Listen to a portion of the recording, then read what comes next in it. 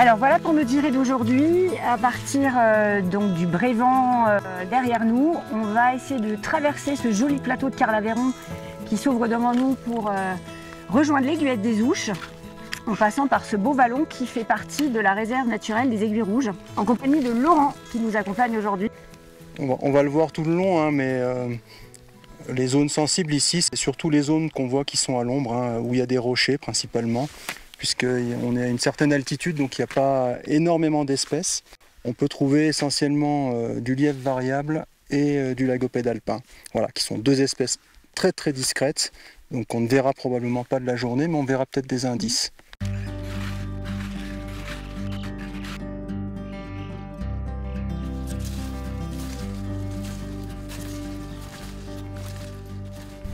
Quand on a la chance de voir un animal, déjà, bon, voilà, ce qu'on a fait là, on reste calme. Et puis après, on va attendre, voir un petit peu ce qu'il va faire. Probablement, il va partir.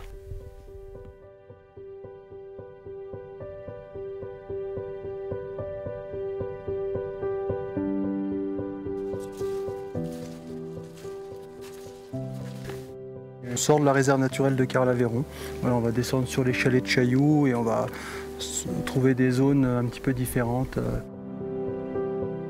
Dans ces zones qui sont particulièrement sensibles, en fait, le plus simple, c'est d'éviter au maximum les lisières quand on descend. C'est assez intéressant parce que c'est vrai que alors, effectivement, faire sa belle trace dans la poudreuse, c'est ce dont tout le monde rêve. En même temps, on se dit que c'est aussi sympa d'arriver dans un milieu vierge, mais quand il n'a pas neigé pendant un certain temps. Donc spontanément, on pourrait avoir dans certains espaces aussi tendance à se dire je vais suivre un petit peu la ligne de forêt pour pas aller mettre des traces partout, que ça reste beau. Et en fait, non, c'est finalement pas le bon réflexe.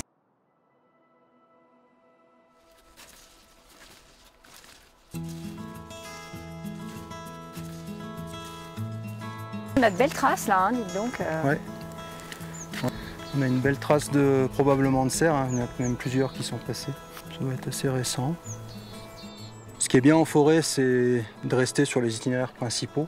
Hein, souvent il y a des chemins, il y a des pistes 4x4, donc ça c'est l'idéal. Et quand on doit traverser des grandes clairières, des grandes tourbières enneigées, il ne faut pas hésiter à passer au milieu, hein, pour éviter, comme tout à l'heure, les lisières. Et en fait, les animaux, ils se tiennent pas très loin de nous, hein. On a vu des traces tout à l'heure en arrivant. Ils sont discrets. La journée, ils sont relativement peu actifs. Mais voilà, on peut les laisser tranquilles.